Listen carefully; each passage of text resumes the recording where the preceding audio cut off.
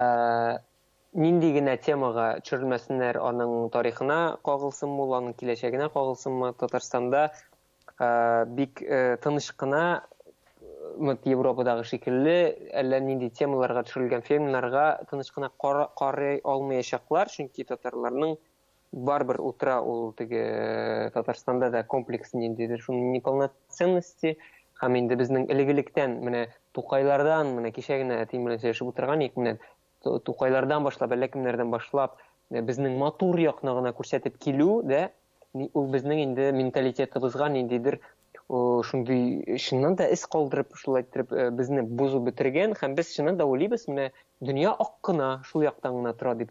Һәм әгәр ниндидер урталыкка, чынбарлыкка таба юл тоту була икән, безнең шул каршылык килеп чыга. Шул Зөләйха белән мәсәлән дә, шул бүтән фильмнарны алсак, Зөләйха күзен ачаны күздә тотам инде. Һәм бу фильмнан соң миңа калса бик каты раскол булачак җәмгыятьнең игегә.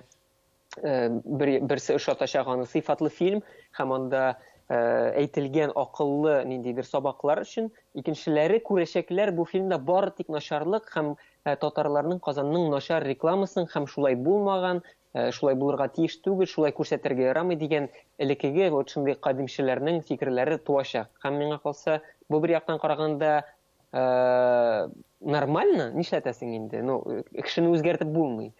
Икенче яктан, менә минем передача башында әйткән сүзләремне яңадан әйтәсе, что безгә артка борылып, әйе, шулай булды, һәм без менә бу фильм аша шулай булдык дип үкенеп, чистарынып, алга таба барырга ниндидер көч алачак. Тарихтан качарга ярамыйдыр.